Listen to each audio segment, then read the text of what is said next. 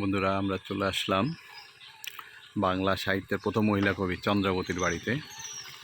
কিশোরগঞ্জ থেকে 6 কিলোমিটার দূরে এই বাড়িটা অবস্থিত। দেখেন, এটা একটা মন্দির বা সে আমলের কি ছিল জানি না।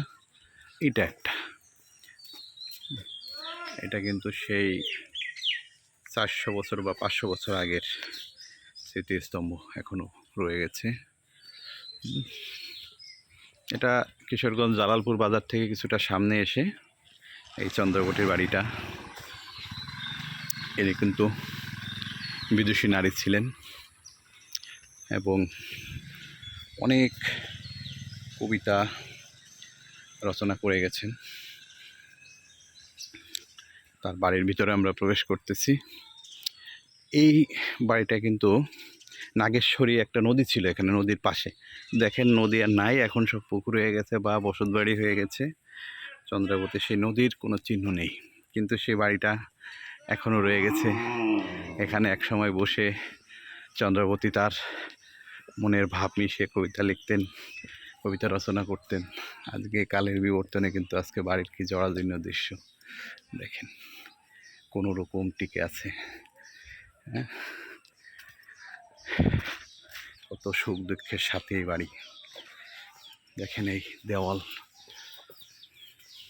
এর মতো সেই অবস্থাটা নেই, ভেঙে পড়ে আছে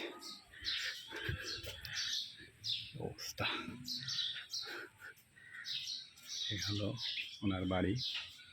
ওনার বাবাও একজন ভাষান কবি ছিলেন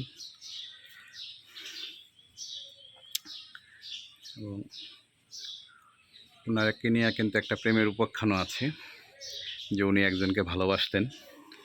হ্যাঁ, তারা ছোটোবেলা থেকে একসাথেই বড় হয়েছেন, একসাথে ফুল তুলতে যেতেন, কিন্তু আমাদের বিয়ের কথাবার্তাও চলছিল।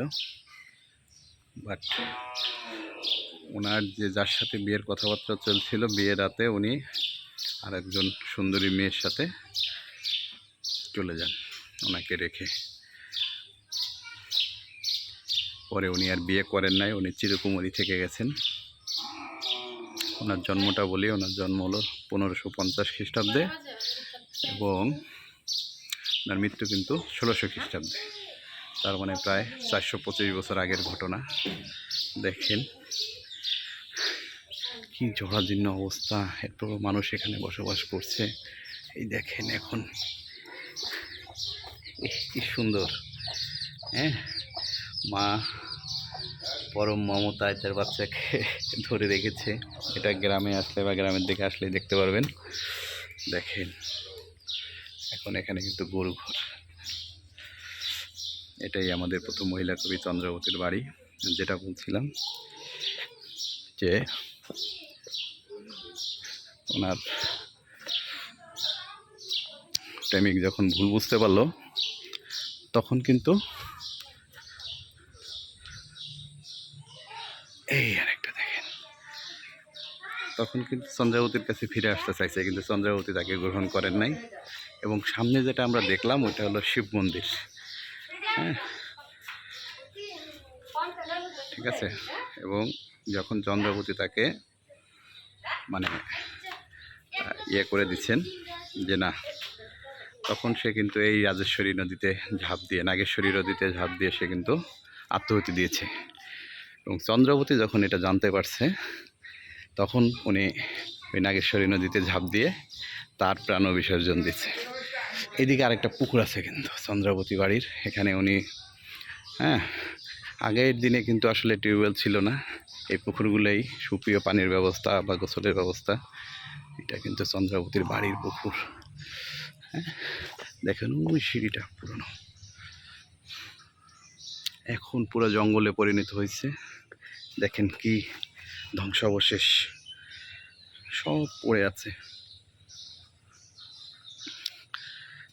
তো উনিও একই সাথে সেই রামানন্দ, যার নাম ছিল চন্দ্রাবতীর, যার সাথে বিয়ের কথা ছিল, খেলার সাথী ছিল, হ্যাঁ, তার মারা যাওয়ার পরে সে নদীতে ঝাঁপ দিয়ে মারা গেছে। বা কথিত আছে যে ওই মন্দিরে ঢুকে ওই যে মঠগুলো দেখাইলাম ওটা মন্দির ছিল আগে, ওখানে ঢুকে উনিও মারা যান।